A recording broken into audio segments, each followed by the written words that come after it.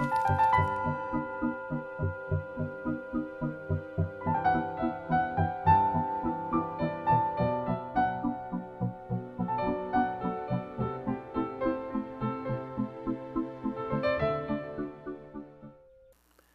astrology of local space. There seem to be at least several distinct levels or dimensions to our life. And depending upon the clarity of the day, our awareness may be centered in a dimension ranging from the very mundane on up through an occasional sharing in some sort of more transpersonal or cosmic form of consciousness. It's becoming clear to me that this multi-dimensionality of our life perhaps is best represented and best looked at through a series of astrological charts, rather than an attempt to extract all dimensions of our life, all levels, the many quite different dimensions, solely from the standard traditional geocentric natal chart. That would be a frustrating experience, and in a word, is simply unnecessary. Now, in fact, the astrologers make regular use of three very different systems of coordinates, whether they're aware of it or not, every time they erect a natal chart. And those are, of course, the zodiac or ecliptic coordinates, and secondly, the equatorial system of right ascension and declination, and then thirdly, the horizon system of coordinates with azimuth and altitude. The actual distinctions between these different systems of coordinates, I'm afraid, are lost to most of us, and they're kind of jumbled together to form some kind of zodiac pie. It's become my realization that these basic physical planes of reference, the horizon, the equator, the ecliptic or zodiac, and even the galactic and supergalactic planes, each system of coordinates corresponds symbolically to the various different dimensions or levels of our consciousness, as they exist now in their mutual interpenetration. Furthermore, these levels can be sorted out, and as astrologers we may learn to read these different levels as separate yet related and interrelated whole dimensions of our experience. Let me rephrase this. Our universe, therefore our life, can be described or expressed in astrological terms using any one or all of several fundamental planes of reference. And I mentioned the zodiac, the horizon, and the equator. These different planes and their respective coordinate systems are like different languages or like different kinds of algebra, in that they each can express the same moment in time, the same planets. In fact, each can express the entire universe, and yet each dimension orders these same objects and data in a somewhat different way, so as to bring out and raise a particular dimension of reality above the general threshold of our life and into our awareness. They each have their own view or purpose. Since our life and our consciousness appears to flow through at least several quite distinct levels that we each can monitor, it's my conviction that the most sensible method by which to express or to map these different levels is through these fundamental ordering or reference planes. As astrologers, our almost exclusive concern for the plane of the Earth's orbit, the familiar ecliptic or zodiac, and the relation of all of our activity to this plane, to the zodiac, results for us in a loss of contrast and dimensionality that the combined use of these alternative coordinate systems, would provide. Now, there are at least two basic factors to consider when we examine the various coordinate systems that are available to us, and they can be summed up in the familiar axiom, quote, as above, so below, yet after another manner, end quote.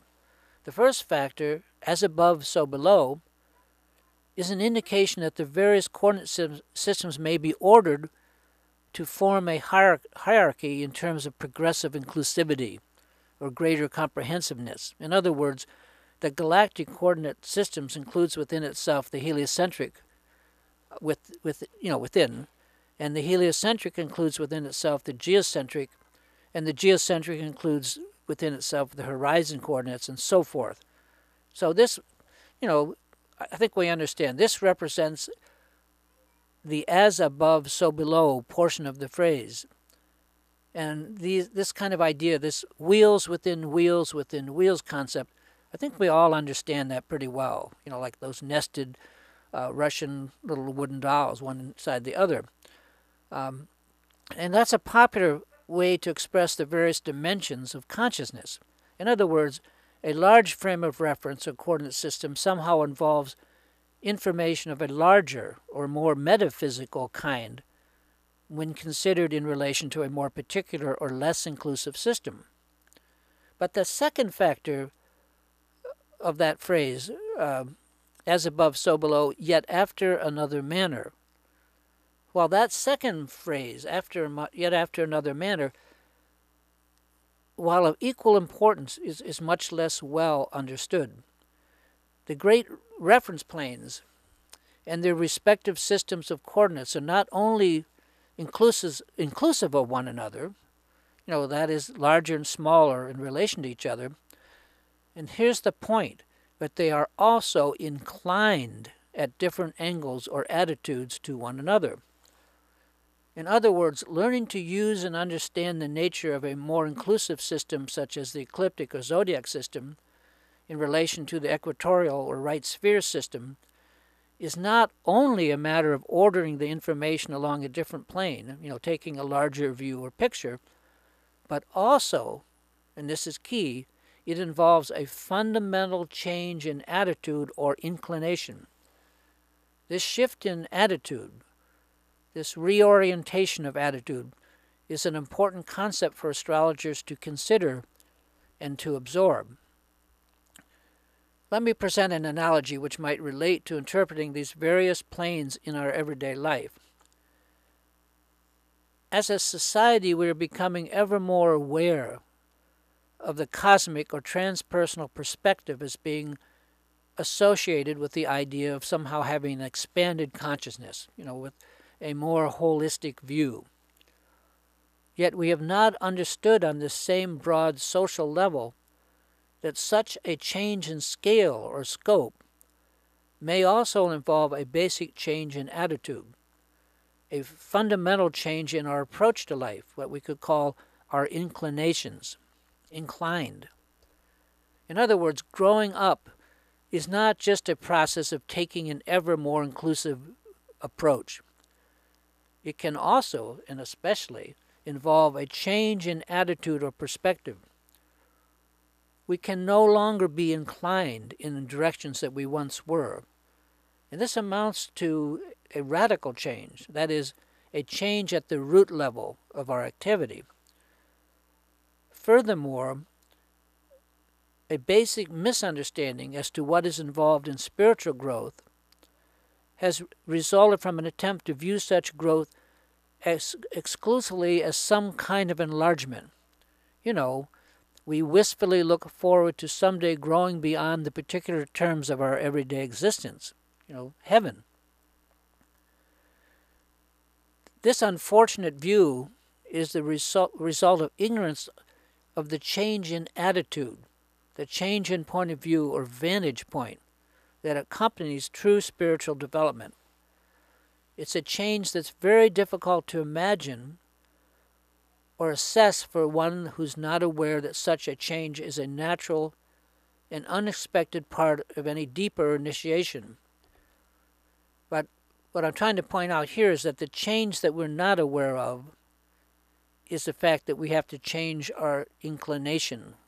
The inclination or attitude. That's one that people don't understand. Anyway, so much for the metaphysics. Much of my own research has revolved around these various coordinate systems and the actual dimensions of life that they describe. In particular, I've been concerned with the inclinations or attitudes of one coordinate system to another. I like to tell myself that the reason for this interest may be due to the fact that I was born with such a bad attitude towards some facets of life in this world that vast changes in my attitude, changes in attitude on my part, have been necessary simply for my survival. Let me repeat. These different coordinate systems are great languages, great orderings of our total reality, and each one raises to our attention its characteristic gestalt or whole dimension of life. To my knowledge, L. Edward Jandro was the first modern astrologer to make a lifelong concern of the articulation of the difference between whole coordinate systems, like the ecliptic and equator. And in my opinion, the final assessment of Jandro's work may not deal so much in terms of his technical genius alone, as with the scope and comprehension of his vision, and in particular, that focus of it relating to the essential differences between events as interpreted on the ecliptic or on the equator. And in recent years, this research has been carried on and developed further by Charles A. Jane, Theodore Landscheid, and others.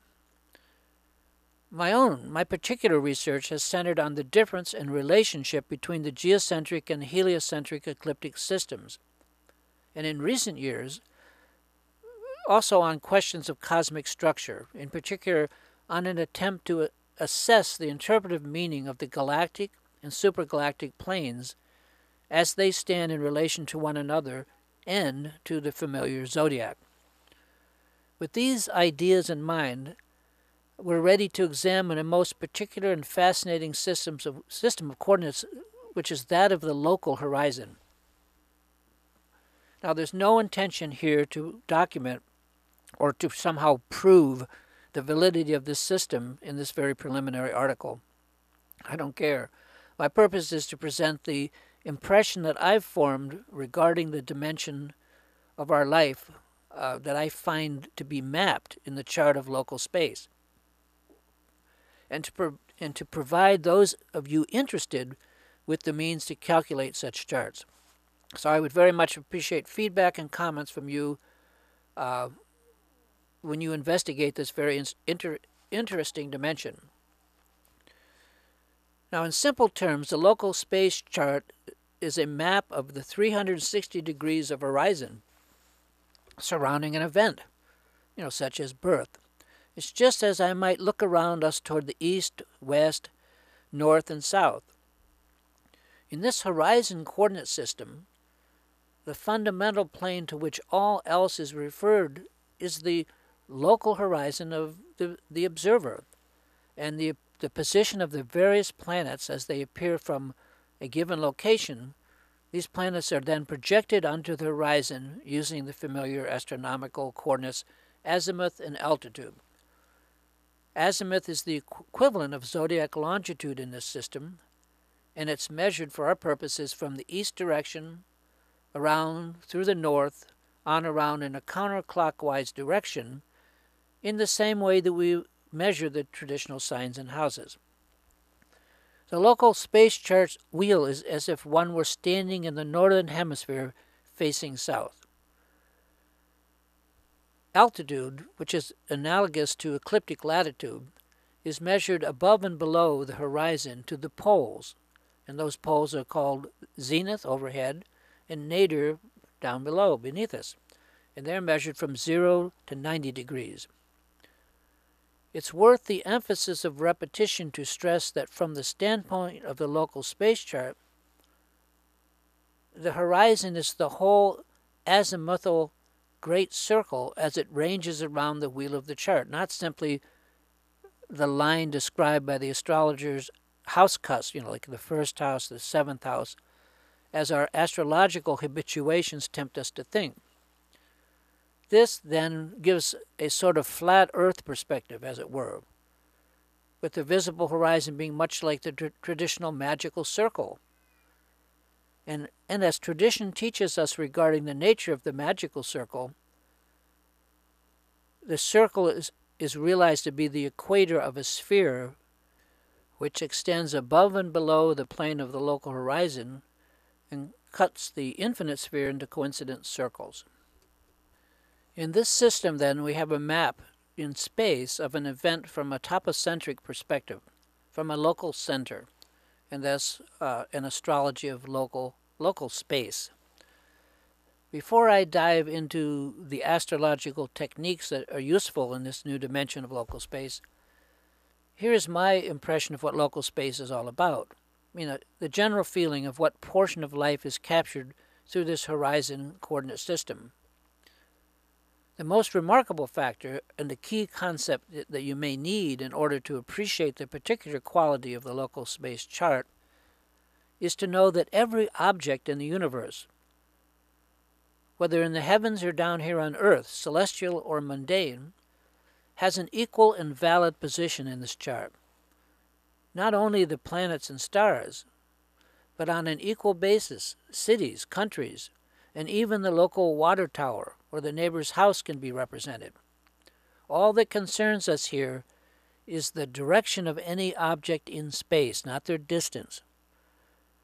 In other words, the celestial sphere and the mundane or geographic sphere exist side by side, interpenetrating and interchangeable.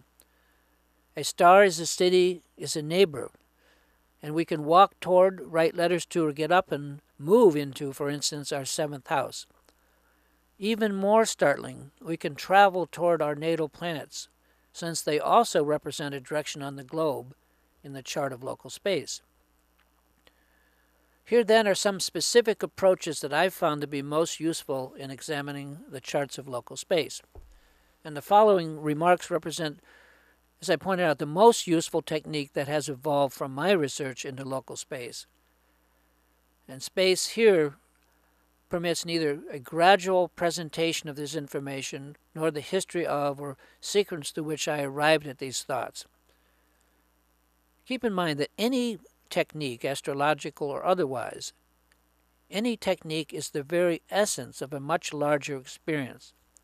So every statement here should be investigated and tested out with local space charts, in hand. You do them. You need to develop the experience to receive what we would call the empowerment of the technique. Once you've mastered the mathematics, and programs that calculate local space are available from many companies, including my old company, Matrix Software. So once you've mastered the mathematics involved in erecting these charts, and you've laid them out on 360-degree wheels similar to those pictured here, a probable series of questions that you want to investigate may arise. So let's consider some of them. Compare the planets in the local space chart with your geocentric natal chart. As you will quickly see, the individual aspects between two planets can be very different in the two kinds of charts. Also, the larger whole chart patterns may also indicate a different quality, one from the other. A planet may achieve great focus in the local space chart that's not brought out in the geochart, and yet you may have intuited or sensed the added importance of this planet or principle in the makeup of yourself or of the individual client that you're involved in, but yet you had no astrological basis for this intuition. Perhaps the single most important use of local space in the astrologer-client relationship, at least in my experience, has been in locality shifts and relocation. And one of the most frequent questions that I'm asked when I do a reading is, where would be a good place for me to live? So I've made use of the quite valid and the traditional techniques of readjusting the RAMC of the natal chart to the new locality and coming up with a new ascendant, a new set of house cusps, and so on. The natal or radix positions are then read in terms of these new angles. Local space is by its very intrinsic nature suited to express both celestial and geographic positions in one map, in one chart. Its special nature introduces several concepts that are not encountered in other techniques. So aside from planetary aspects, there are two primary indicators of strong or high focus in the natal local space chart.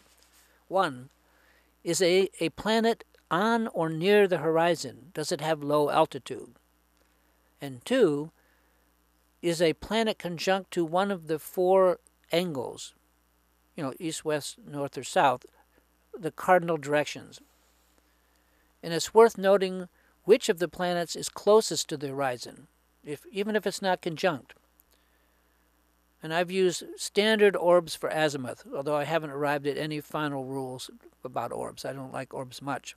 But it's just worth noting which planet's most elevated, has the greatest altitude, and which one has the least.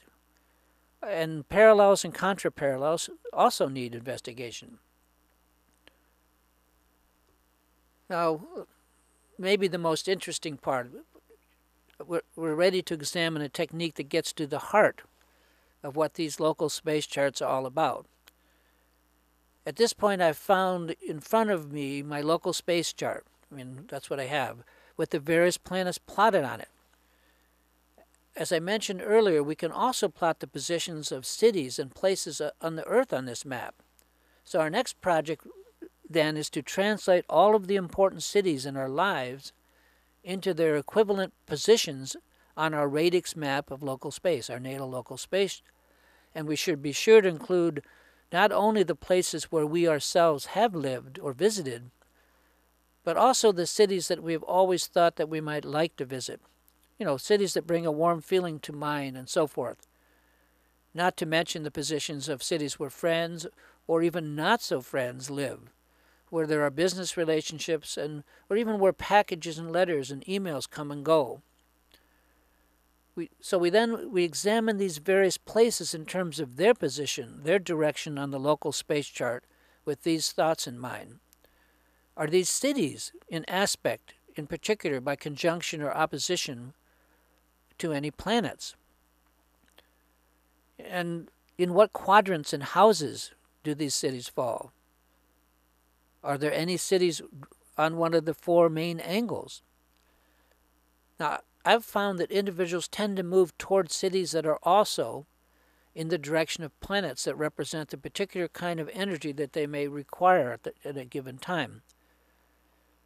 An individual, for instance, needing to invoke the key to their life success, which is often connected to the planet Jupiter, may make one or even several moves in that direction. And although its concept is so simple as to be almost embarrassing, this local space technique has shown itself in my work to be just of great value.